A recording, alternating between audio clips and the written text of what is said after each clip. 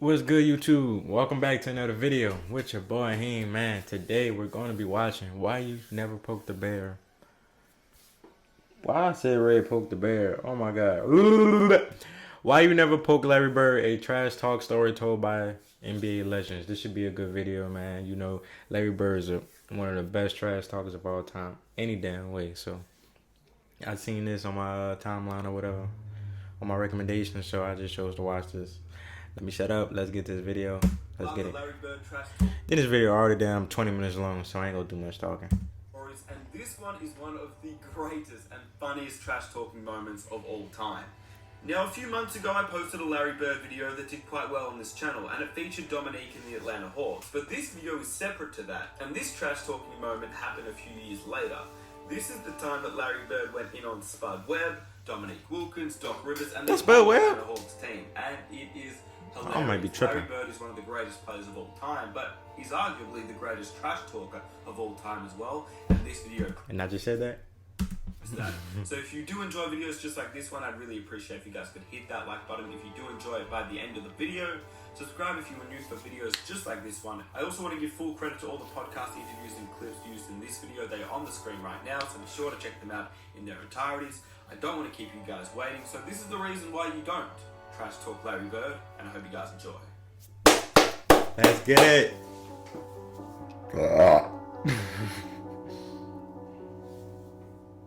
You guys played the Celtics, Big Three, in the playoffs, '88. What were those matchups like? They're brutal.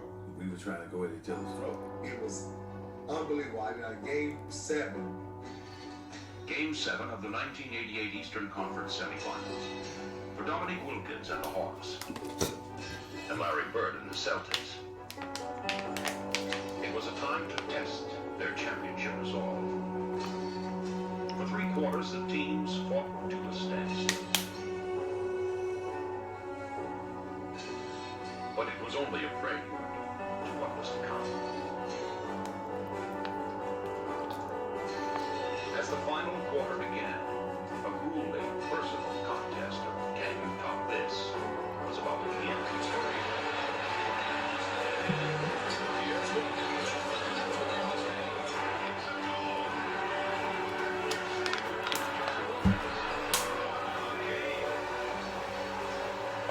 Two men who've grown out the best in each other.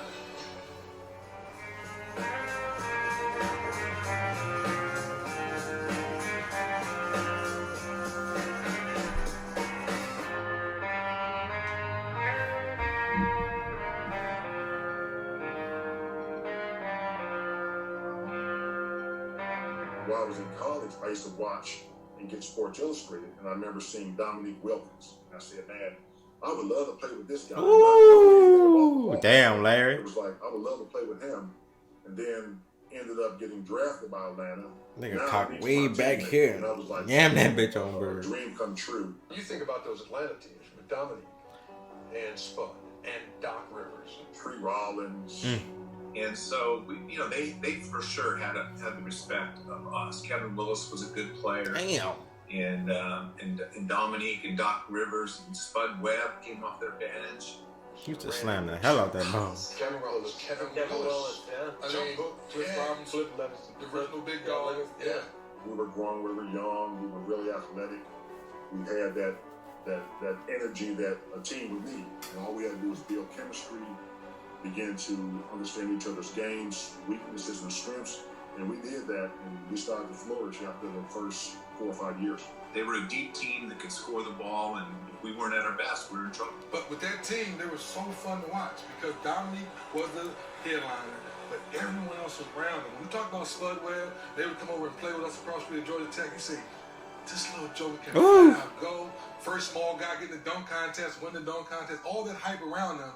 The question would be, when it got crunch time, the other team would outsmart them. That was a pretty good bunch to not win it all. And they had that one. Remember the Dominique, Larry Bird, big shooter. It's Game 7 in 1988 against the Atlanta Hawks. Dominique and Larry Bird. One of the most clutch moments. I remember watching it as a kid. Got me hyped. I went outside and started shooting outside of the playground. Pretending I was both of y'all. But 1988, that had to be one of the conference best moments. semifinals. Neek and Bird. Game 7 and Dominique Bird series. Shot for shot. Shot for shot. Dominique and Bird going back and forth. You know, we should have eliminated them in 6. Well, the whole series was crazy. Game 1 and 2, the Celtics won by like a combined 80 points. Like they blew us out. God damn. The Hawks found themselves down to the Dog River, you ugly ass. Yeah, damn fish. put back over the offense. They were flying high. The offensive spark plug, little Spud Webb, found a way to slither through the Celtic defense, putting together a career-best playoff performance and igniting the Hawks to a much-needed victory. I remember coming back from Game 3 to Atlanta, and a big article in Atlanta Journal was put a fork in them. We're done, you know. And then we win Game 3, and then win Game 4, go into Boston and win Game 5, and that was a great game. I think we took control. I spent 20 minutes each day on it for 6 weeks, and you won't believe my results. The Atlanta Hawks will not surrender to the favorite Boston Celtics. It's kind of a clash of two worlds. In Bird, you've got somebody who's already an icon. He's already been sanctified as a Boston Saint. And Dominique represents a different kind of basketball. We had them, Matt, at one time. We were 3-2. We won Game 5 in Boston. We was not supposed to win that game, the critics say.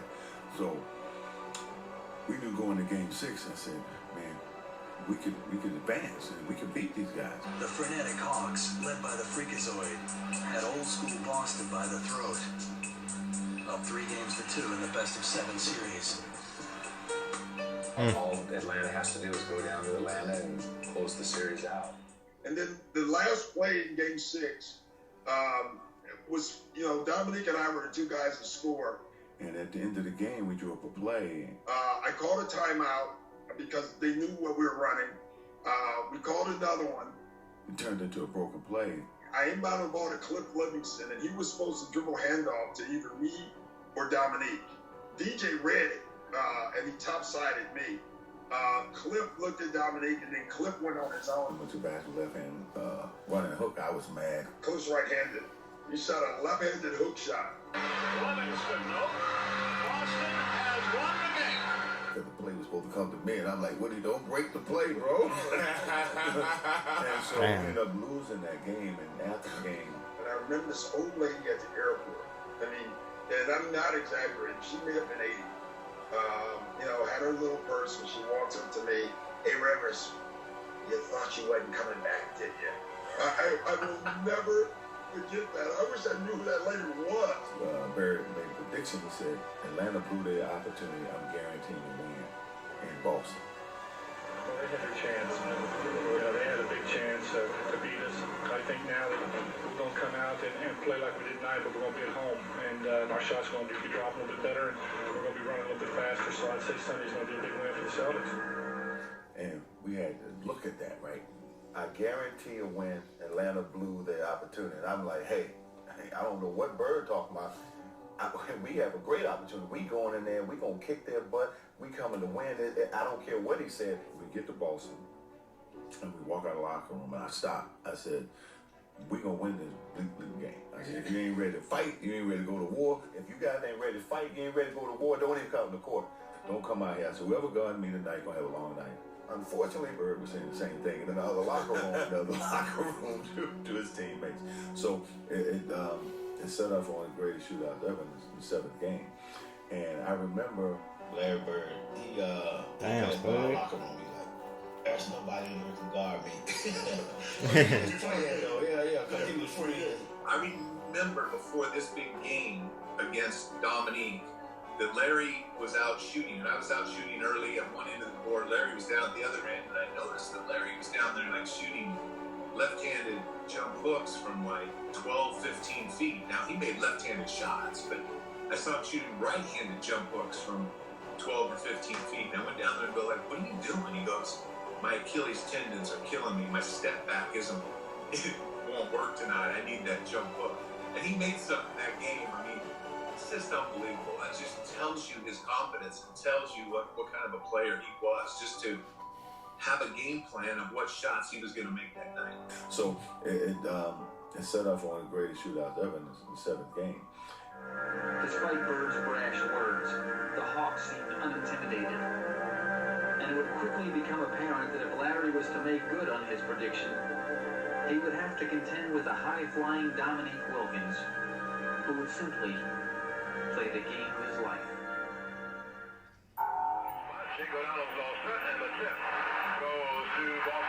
We came into Game 7 with the right mindset, believing that we would have a chance to win Game 7. You know, it was one of those Sundays in the Boston Garden, hot, crowd crazy. They expected they were going to win.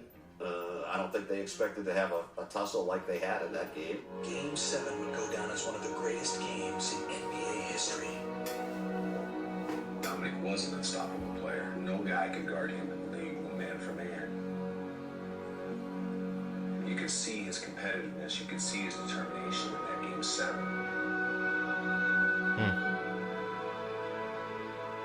There was only one player on the floor who could match his will. Bird is open. Do they want him to take that shot? There's 6 points. On the drive. Curry speaks for Bird. Gets the word. Shooting here wide open.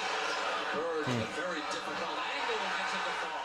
And I remember he only had 12 points going to the fourth quarter. I remember coming down the floor, and I remember myself, Larry Bird, and Kevin Willis. I really believe this. The reason why Larry Bird got so hot in that game, in that fourth quarter, Kevin Willis and I and Bird was running down the court, and we were running down the court, and Kevin reached across me and put his hands and puts his finger in Larry Bird's chest. Said, don't let this so-and-so score any one night. And Kevin Willis came over and said, Nick, don't let him score that night. And Bird standing up. The next time I'm looking at Kevin. What you doing? What are you doing? Bird's eyes got like this big. You don't want to wake him sleeping giant. He got 12 points. Boy, don't wake him up. Are you crazy? Leave him sleep. Let him stay asleep. Yes. What you doing? You don't wake up a sleeping giant. His eyes got that big. You know, it's like his eyes got this big. I looked at him, what are you doing? And from that point, it was a shooting match. That fourth quarter was unbelievable.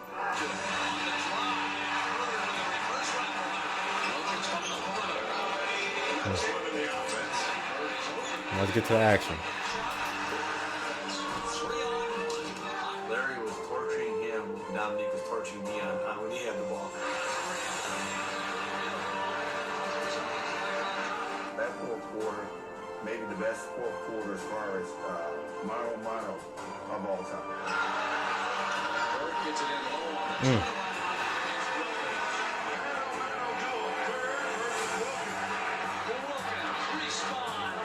I got to come down there offensively. I got to carry the load and I got to keep us going.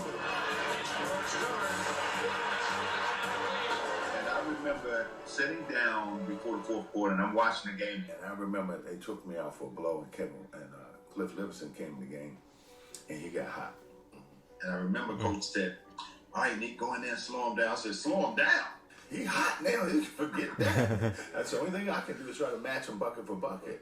That's what turned out one of the greatest fourth quarters ever. So we're playing, and the ball goes out. You know how you clear space, you get that rebound every day. You're not even worried about it. So I push it, I go up to get it, and all of a sudden, man, there's just a force all over my shoulder. He grabs it, he dunks it. Damn. You know those short shorts? They were right here. I tell you right now. I mean, he threw that thing down, and I was like, oh my, and Larry has the classic line. Larry goes, shoot, better box that guy out, huh, Kev? I said, yeah, I suggest you put a body on him. That was one of the craziest things ever. I'd never seen a guy that high in my life. He just threw it down. Short shorts right here, huh, kid? Right here, baby. That was not, I still have nightmares about that video. Obviously. You had 47 in that game. Larry Bird had 34, but 20 of those In that quarter, but like I said, I think he ended with 34 per game. I don't think it was so much an edge they had. I just thought it was a player that they had, and that was Larry Bird. It's Bird's time. Who basically put the team on his shoulders in that fourth quarter. The Celtics are ahead of the Atlanta Hawks. 84-82. Will return to the Garden. Make it easier for him to bring the ball. Bird now cuts free. The defense.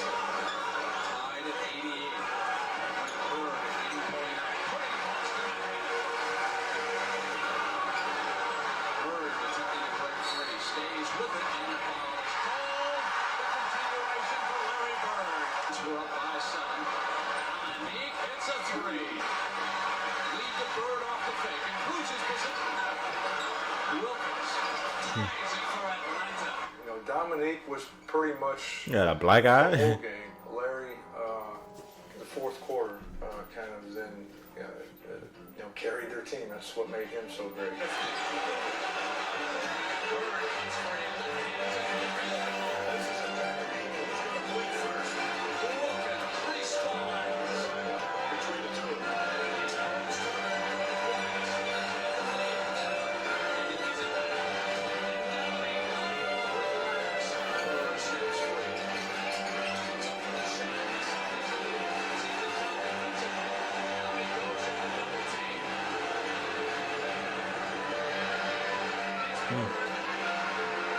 Coaching the ass.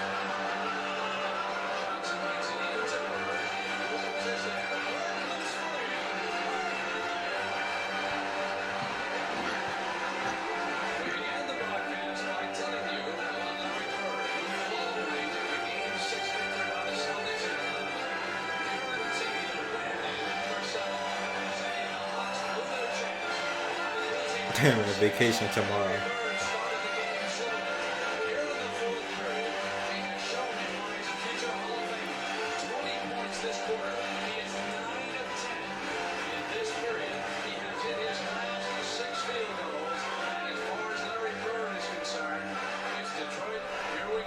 Get the ball to Larry and let him make the read, because if they come double, he's going to make the right play.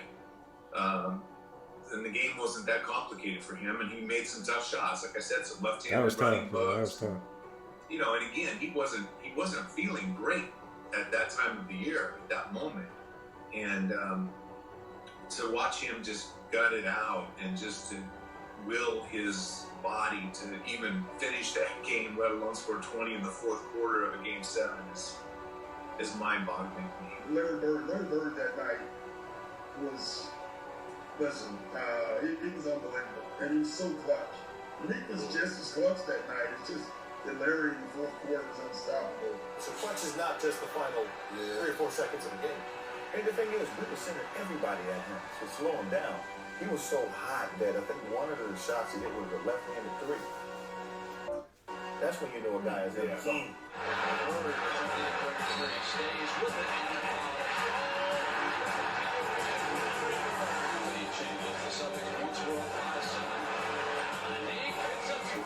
If they knew he was going to get the ball, it's like Robert Parrish always said, 40,000 eyes on Larry Bird because they knew he was going to get the ball.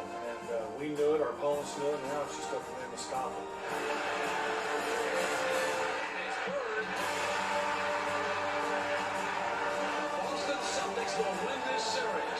Man, he was doing a little bit of everything. I don't know really what he was doing in that fourth quarter, but the stuff that he was doing, it was unbelievable, man. I mean, he was throwing left-hand shots, running hooks.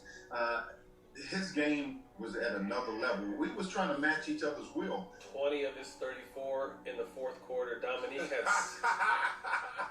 Larry Bird hit more clutch shots, in pressure situations than any player. I told you about each and every one, right? You talked about Larry Bird saying someone's got to lose this game. When did he say that to you? Early in the fourth or late in the fourth? No, it was late in the fourth quarter. It was probably 30, 40 seconds to go in the game. I think it was a timeout, or we were taking the ball out of the bounds. I can't remember what it was, but I remember him saying that. And he said, we both deserve to win, but somebody got to go home.